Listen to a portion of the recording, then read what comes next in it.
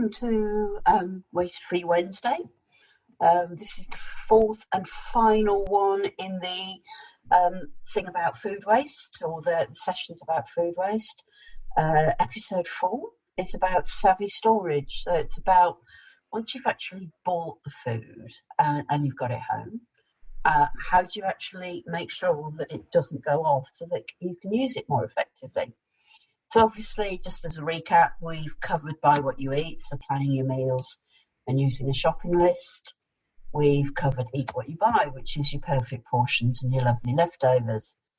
And today, savvy storage. So it's things like understanding dates, not panicking and going, it's going to go out of date, and stuff like that. And obviously storing it correctly once you've got it, because how you store food obviously has a massive impact on its shelf life. So, dates. There are a number of dates, and these always confuse the public. The first two are the ones that the public need to worry about: use by and best before. Now, these should, there we go. Use by is safety. Best before is quality. That's what I say to people. They say not to eat food after this date, but it's difficult because obviously there's a lot of people who go, oh, well, I've eaten a yogurt 3 weeks after its use by date. I say to people, that's fine. Use your nose, use your eyes, use the knife to scrape the bit of mould off the bread, which I regularly do. But you know, it is really what is safe. You can eat some things safely after the use by date. Other things, not recommended, particularly dairy, eggs and things like that. With best before, you can eat it after the date, but it may have lost some of its flavour. It may not be as good, but it's still perfectly edible. And the other two that people see and then panic are the sell by and display until dates, but they're nothing to do with us. They are for the retailers so that they know, how to rotate their stock and things like that. What I do when I go to the supermarket is I go to the back of the shelf, particularly on the fresh stuff like chicken and things like that, because obviously they bring the stuff that's coming into use by date to the front. To make sure that it gets sold. And I have been caught on a couple of occasions buying stuff that the use by date was that day. I'm not naming certain supermarkets, but and I'm very careful now to check my dates to make sure that I've got a few days in which to eat it. Obviously, like I said, check your dates regularly, particularly your stuff in your fridge. I go through every so often and go, all right, that chicken's got to be eaten by this date or whatever. And although it's, you can use the ones with the shortest dates, obviously it depends what you're cooking for your tea. And freezing them. I freeze a lot of stuff because I bought it. I'm not going to use it within time, so it gets whacked into the freezer.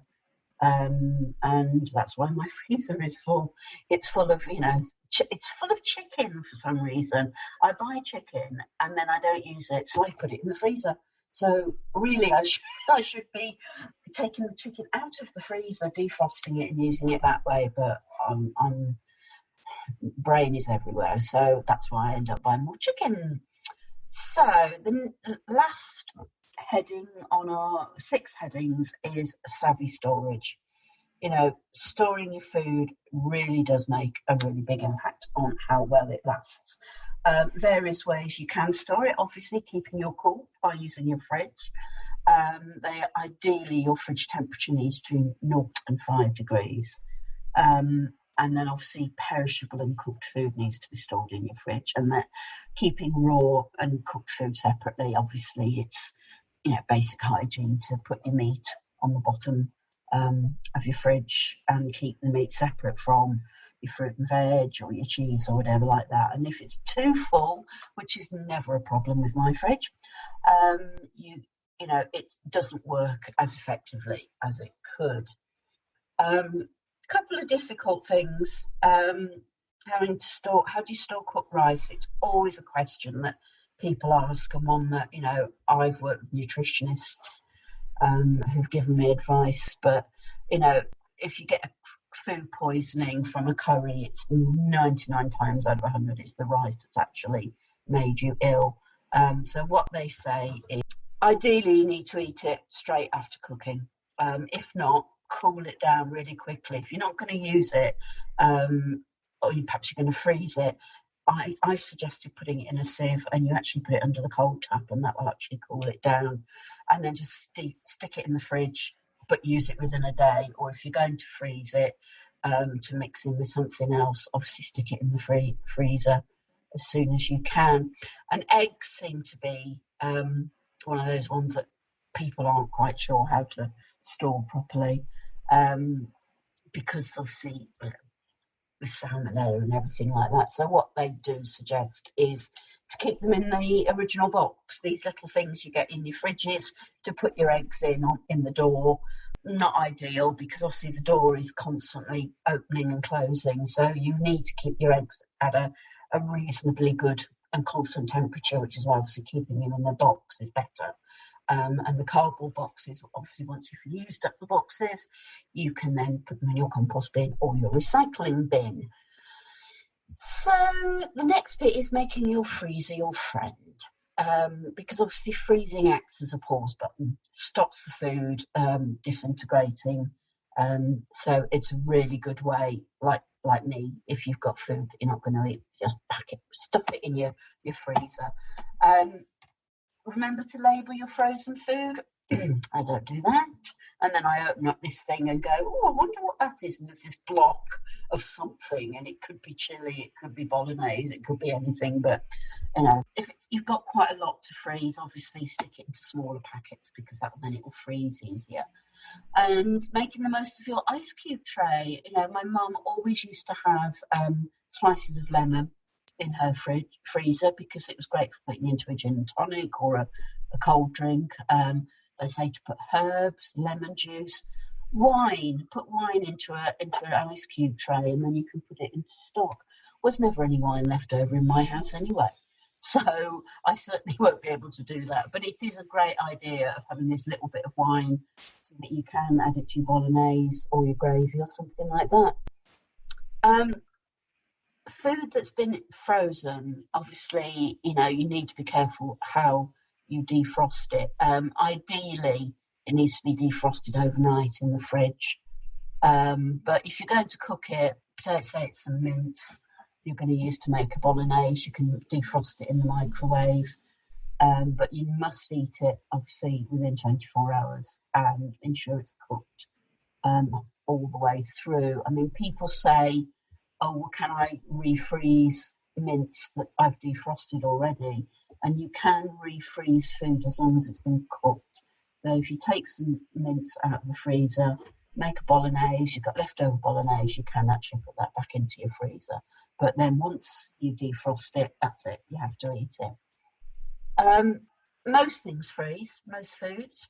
What doesn't freeze very well is milk. Deep fried food, because obviously the coating just goes all soggy. Cream is like milk. You can use both of them in cooking, but you obviously couldn't drink the milk or put the sour cream onto something. And dishes with crumb toppings are things like crumbles and things like that. They'll always go crispy. And people don't believe it when you say even bananas and tomatoes can be frozen. To take the bananas out the skin, ideally, and they are mushy when they get defrosted, but they make banana bread, they make smoothies, things like that. And tomatoes, again, they'll go mushy, but great for bolognese sauces. Other ways to keep your food fresh, obviously, you can have jars, tubs, lots. Bag clips are my friends. I've got loads of those, because you can put on things like cereal and packets of crisps, and I've got all my rice and things like that got clips on them to keep them fresh. Obviously, you've got beeswax wraps that you can use to put over things in the fridge or in the cupboard. They're a lot more environmentally friendly than cling film or foil. So, whatever works for you. Like I say, the bag clips are the things I use the most. And also I use takeaway tubs. If we've had an Indian, the tubs are really good for putting leftovers into, to put into the freezer. And we use Bear Grylls, which is at Warndon Villages occasionally, and their coleslaw comes in the perfect size tub for putting things into the freezer. So no excuse to go and buy takeaways, of course. So my final slide is there's various resources that you can use. Food Savvy, I've nicked all of these slides from Rob and Food Savvy.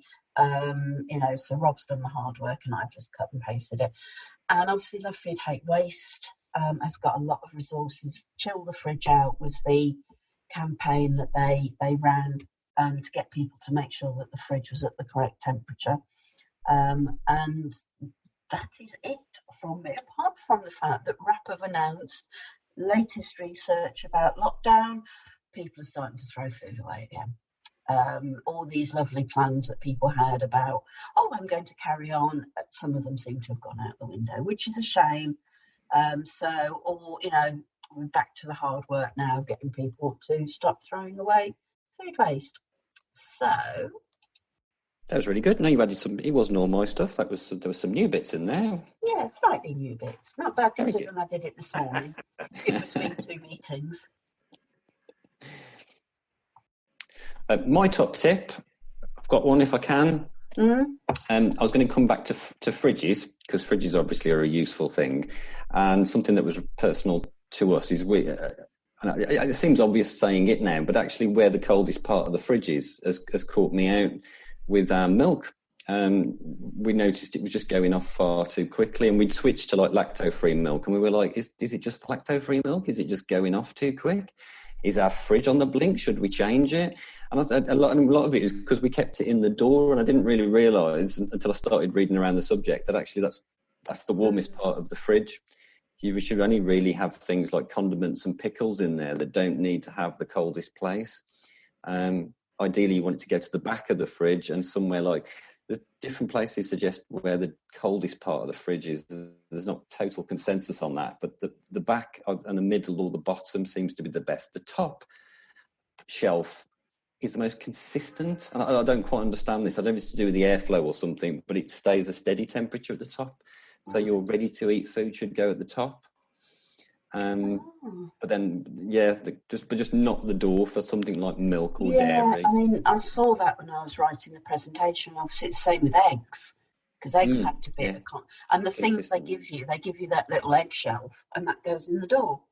Ours is as well. In the door, and having read that, I'm thinking I'm going to move it now. I don't think it's convenience, isn't it? It wouldn't fluctuate enough though in the door to be a concern for health. It's got to really drop by quite a number of degrees, hasn't it? I think so. If it goes over 20 or below, I'm not sure what the below is, or maybe there isn't a below, but it can't go over 20, which concerned me because our new kitchen extension with the underfloor heating does go over 20 quite a lot. So I was like, whoa, we better keep these in the fridge to keep them as a. Well, that's it. People get these little China hens, don't they? My mum used to have one, and you put your eggs in it, and then you take your egg. And now, because apparently they're better at, it used to be, I don't know how true it is, that they're better at room temperature. If you want to hard boil them and things like that, it stops the shell cracking. Because apparently, if you take them straight out of the fridge and hard boil them, the shell cracks or something. But now you read that and you think, eek. How did we not all die from salmonella? The other thing is that, because I know you said earlier about not having the fridge too full, but I think it's not a good idea, is it, to have the fridge too empty either? I had a friend in London years ago who she didn't eat very much, and her fridge was full of polystyrene. I opened her fridge and it was like, and I said, "What do you do? Do you live on polystyrene?" She said, "Oh no, it's because the fridge works better if it's fuller." And so she was putting the polystyrene in the fridge to fill it up.